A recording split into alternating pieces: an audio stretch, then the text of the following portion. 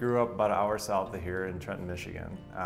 Awesome, smaller town, but started the college journey and was kind of figuring out what I wanted to do. Went to Michigan State, had a kind of a weird experience. Ended up getting my front teeth knocked out playing hockey, which is a big part of the history. So then they rebuild it. I'm like, well, that's kind of cool. Like maybe I should try this a little bit.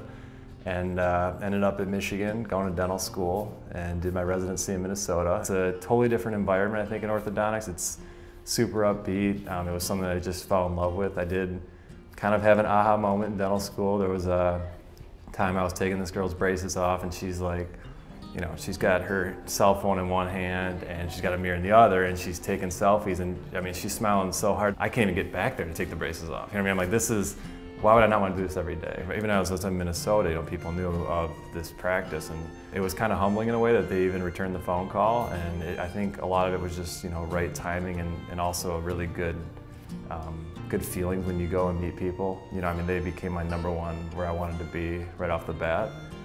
They were just very forward thinking, very into the things that I'm into. The lab gives us so much flexibility to help patients in a way that we couldn't do 10 years ago. So I like to tell patients, like, hey, if the retainer breaks, a lot of times we have patients who are younger who are afraid to tell their parents, and then they don't notice it till 6 months later when parents look across the table and go, hey, what happened to your teeth? If the retainer breaks, let us know, and we can just use your old scan that we have on file. We'll 3D print your model, and then we'll mail it to you. You don't even have to come in. And then we can always do like a virtual visit to make sure that everything's fitting well.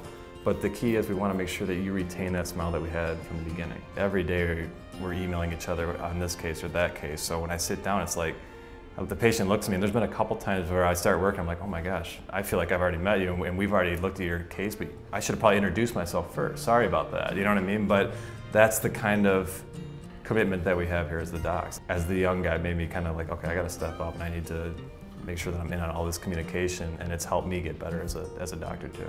Dr. Tyler and Dr. Dumas have really done this the right way. The foundation was built on a lot of trust, right? And that's trust in that we're going to give, if they're ready for braces, or recommendations that we give, that they're truthful and they're built on solid evidence-based practice and that kind of thing. And also keeping really good contact with our local dentists and other local specialists is a huge part of that.